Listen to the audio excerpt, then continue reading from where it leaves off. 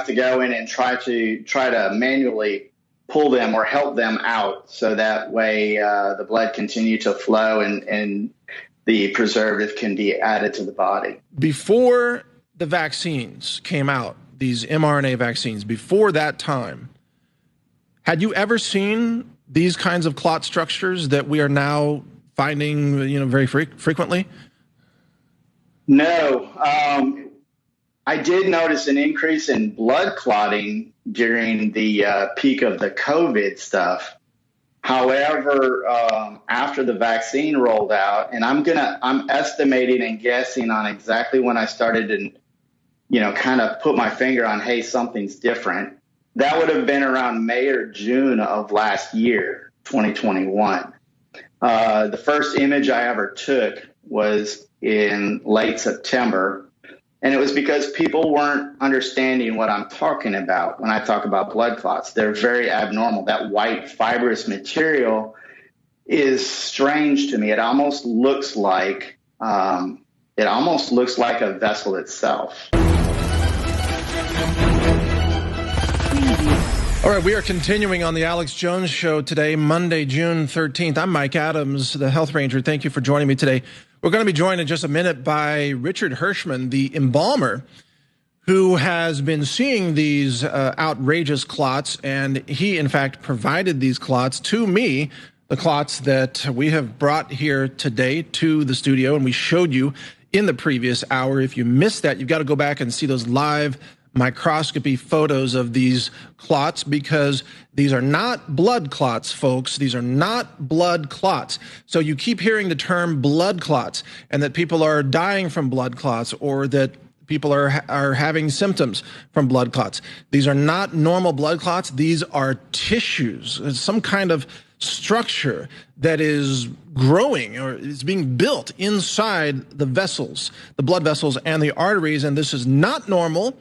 This has never happened before that we know of, and here to give us more details about his observations is Richard Hirschman, who first noticed these, and he's been working with Dr. Jane Ruby, who also joins us in the next segment, to try to, expose what's happening. So, Mr. Hirschman, thank you so much for joining us today.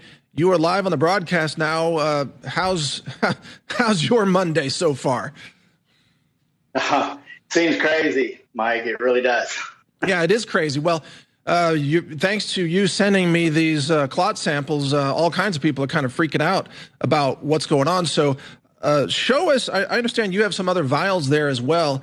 Show us what you have collected, and then walk us through, how are you collecting these samples? Because a lot of people are very skeptical about where these have come from. So please tell us the procedure, how you're getting these clot samples. Sure. When we embalm, we typically push fluid into an artery. This is an example of one of the that I've got. And we force chemicals, formaldehyde, into the body, and then we allow the blood to drain out through a drain tube, and most of the time, a lot of times, they just come out of the body without having to be pulled. But sometimes they start blocking the vessels, and we have to put in some forceps in order to pull these out, in order to allow the blood to continue to flow out of the body, so that we can replace it. So with. Let me be clear. You're pushing embalming fluid into the vascular system, and then in many cases, as you said, these clot structures are just coming out on their own through the drain tube. Yes, and when it gets clogged up, because some of these get really large, then we have to go in and try to manually pull them or help them out, so that way the blood continue to flow and the preservative can be added to the body. Now, I want to, by the way, I've got a lot of questions for you, but I want to thank you for your courage. You are a true